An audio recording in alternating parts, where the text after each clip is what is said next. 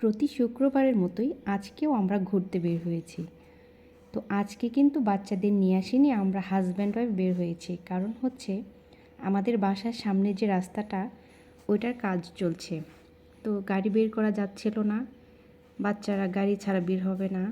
তো প্রচণ্ড গরম ছিল, তাই ওরা আসেনি। তো আমি আর আমার হাজব্যান্ডই বের হয়েছি। ও বলছে চলো একটু আমরা আজকে কাছে থেকেই কোথাও ঘুরে আসি।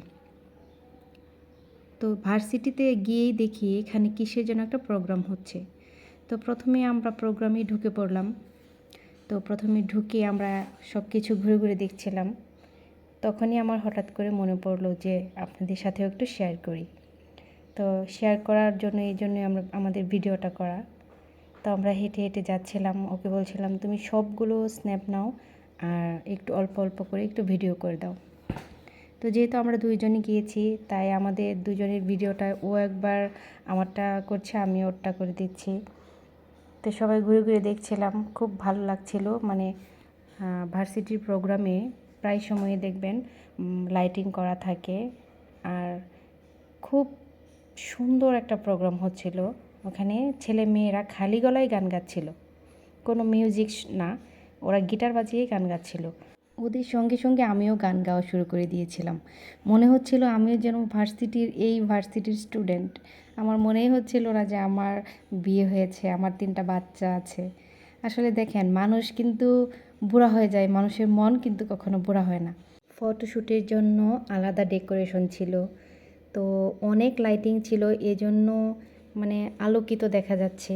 আমাকেও কিন্তু আলোয় ঝকঝক করছে আলোর ভিতরে দেখেন। আর ওই যে উপরে যে ডিম লাইটগুলো আছে, ওগুলো মনে হচ্ছিল যেন এক একটা তারা ফুটে আছে, মানে দূর থেকে মনে হয় যেন তারার মতো এরকম। তো এখানে ফটোশ্যুটের জন্য একটা ডেকোরেশন ছিল।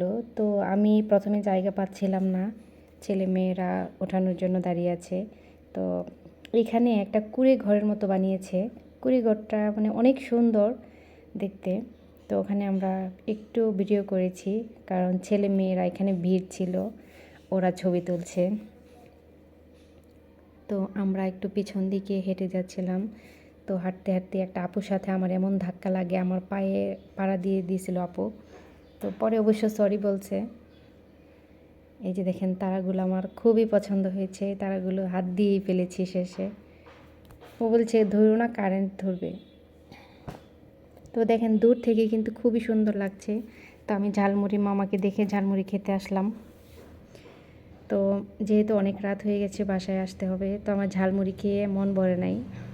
তো এখন আমি ফুচকার দোকানে চলে আসলাম।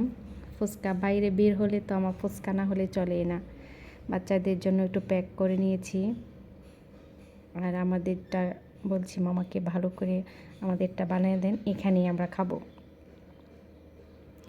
তো কেন জানি না ওই দিন ফুচকাটা ভালো ছিল না, ভালো লাগে নাই। আলুর যে পোরটা এটা ভালো লাগে নাই, টকটা ভালো ছিল। তো এখানে অনেক পোকামাকড় ছিল। তো আমি দাঁড়িয়ে দেখছিলাম যে পোকা টোকা সহই কি আবার ডলার দেওয়া শুরু করে দিল নাকি, এটাই দেখছিলাম দাঁড়িয়ে দাঁড়িয়ে। তো আমার হাজব্যান্ড উপর থেকে ভিডিও করছিল।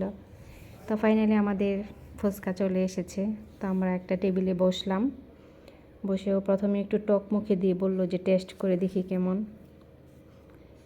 তো আমি ওকে খাইয়ে দিচ্ছিলাম, যে ও বলছে যে ওর হাতে একটু ময়লা লেগেছে, তাই ও খায়নি, আমি ওকে খাইয়ে দিচ্ছিলাম। এই যে দেখেন পোকাটা আমার জামার উপর দিয়ে, ভিডিও করার পরে আমি যখন দেখলাম আমার যে কেমন লাগছিল, দেখেন গাড়ির উপরে ভিতরে ঢুকতেছিল মনে হচ্ছে। পোকাটা আবার চলে গেছে। তো সবাই ভালো থাকবেন, সুস্থ থাকবেন, আল্লাহ।